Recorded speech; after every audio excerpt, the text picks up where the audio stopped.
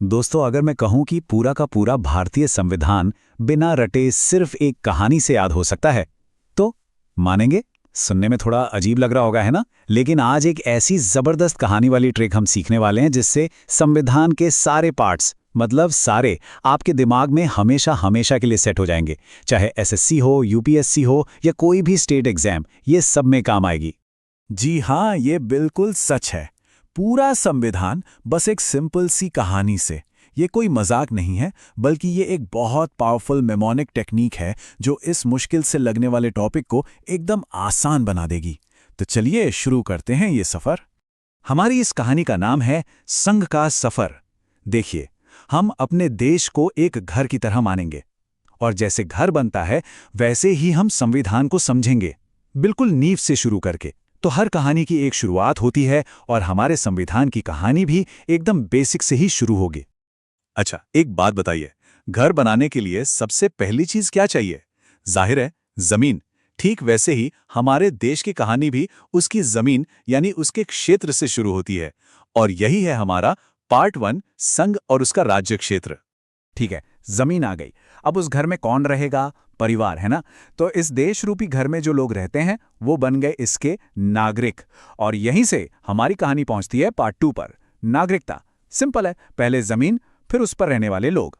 अब जब परिवार रहने लगा तो उन्होंने कहा, भाई देखो, हमें यहाँ अच्छे से रहने के लिए कुछ नियम कायदे और कुछ अधिकार तो चाहिए ही होंगे। ये वो अधिकार हैं जिन्हें कोई छीन नहीं सकता। ये हर नागरिक को सम्मान से जीने का हक देते हैं।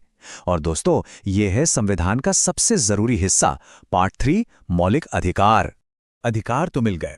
इसके बाद सरकार ने कहा, ठीक है, हम इस देश को कुछ ऊंचे आदर्शों और अच्छी नीतियों के साथ चलाएंगे जिससे सबका विकास हो। आप कह सकते हैं कि ये नीतियां उस परिवार के भविष्य के लक्ष्य हैं। और यही है पार्ट 4, राज्य के नीति के निदेशक तत्व, जिसे हम डीपीएसपी भी कहते हैं। एक बात गांठ बांध लीजिए, पार्ट 3 और 4 से एग्जाम में सबसे ज्यादा सवाल आते हैं। चलिए कहानी में आगे बढ़ते हैं। घर की नींव रख दी, परिवार भी बस गया। अब इतने बड़े घर को चलाने के लिए, उसे मैनेज करने के लिए एक सिस्टम तो बनाना पड़ेगा ना। तो देखते हैं कि पावर को कैसे स्ट्रक्चर किया गया। अब इतने बड़े देश को एक साथ चलाने के लिए एक हेड ऑफिस, एक मुख्य मैनेजर की जरूरत पड़ी। ये बनी हमारी केंद्र सरकार। और यही है हमारा पार्ट 5, संघ सरकार।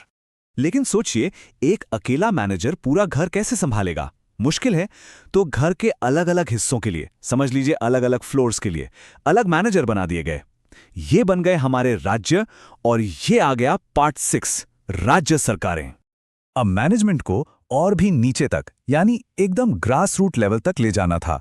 तो गांवों के लिए बनी पंचायतें, जो पार्ट 9 में है, और शहरों के लिए बनी नगर पालिकाएं, जो पार्ट 9A में है। अरे हाँ, कुछ खास इलाके भी थे जिन्हें सीधे सीधे केंद्र ही मैनेज करता है। ये हैं हमारे केंद्र शासित प्रदेश, जिनकी बात पार्ट 8 में की गई है।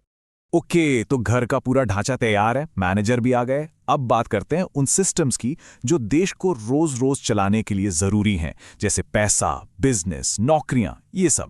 अच्छा, ये सब चलाने के लिए सबसे जरूरी क्या है? पैसा, घर का बजट। तो देश को चलाने के लिए आया वित्त, यानी फाइनेंस। और ये सब आता है पार्ट 12 के अंदर। अब देखिए कहानी का फ्लो कितना लॉजिकल है। पैसा आया तो देश में शुरू हुआ व्यापार, जो है पार्ट 13। फिर इस सिस्टम को चलाने के लिए सरकारी नौकरियां यानी सेवाएं बनी, जो पार्ट 14 में है।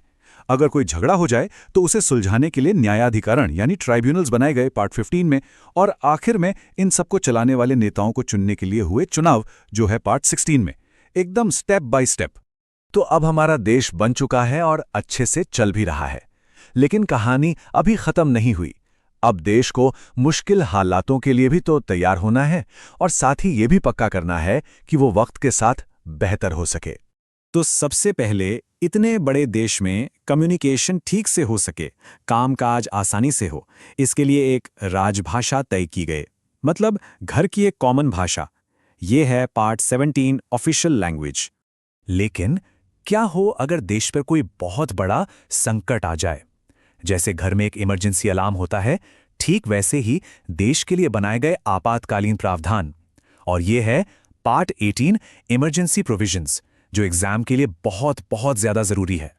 और आखिर में देखिए, समय के साथ घर में भी तो कुछ बदलाव, कुछ रिपेयर की जरूरत पड़ती है ना। ठीक वैसे ही संविधान में जरूरी बदलाव करने के लिए एक प्रोसेस बनाया गया, जिसे हम कहते हैं संशोधन। और ये है पार्ट 20 संविधान का संशोधन। तो ये थी हमारी पूरी कहानी संघ के सफर की। अब वो समय आ गया है जब हम इस पूरी कहानी को एक लाइन की चाबी में बदल देंगे। एक ऐसी लाइन जो आपको सब कुछ एक साथ याद दिला देगी। मैं चाहता हूं कि आप सब मेरे साथ इसे जोर से दोहराएं। तो चलिए, तैयार हैं सब? एक लय में, ठीक है? शुरू करते हैं। संघ नागरिक अधिकार नीति सरकार राज्य गांव शहर वित्त व्यापार सेवा न्याय चुनाव भाषा संकट संशोधन। अरे वाह, एक बार और, ताकि ये बिल्कुल पक्का हो जाए। फिर से, संघ नागरिक अधिकार नीति सरकार राज्य गांव शहर वित्त व्यापार सेवा न्याय चुनाव भाषा संकट संशोधन। बहुत बढ़िया, अभी दिमाग में बैठ गया। अब आते हैं उस हिस्से पर जो एग्जाम में आपको दूसरों से आगे ले जाएगा।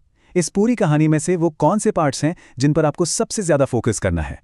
चलिए फटाफट देखते हैं। ये हैं वो 6 सबसे जरूरी हिस्से। पार्ट 3 मौलिक अधिकार, पार्ट 4 DPSP, पार्ट्स 5 और 6 सरकार का structure, part 9 panchayat, part 18 emergency और पार्ट 20 संशोधन। इन पर अपनी पकड़ एकदम मजबूत कर लीजिए। और मजे की बात यह है कि अगर किसी ने ये 6 पार्ट्स अच्छे से तैयार कर लिए तो इस टॉपिक से आने वाले 80 से 90% सवाल कवर हो जाते हैं। जी हां, ये इतना ज्यादा पावरफुल है। तो देखा आपने, अब संविधान के पार्ट्स याद करना कोई मुश्किल काम नहीं है। बस इस संघ का सफर कहानी को याद रखिए और सब कुछ अपने आप दिमाग में आ जाएगा। क्योंकि अब ये बात साफ है, एक कहानी और पूरा संविधान आपकी मुट्ठी में। ये ट्रिक आपकी तैयारी में बहुत मदद करेगी। चलिए मिलते हैं अगली बार। सीखते रहिए,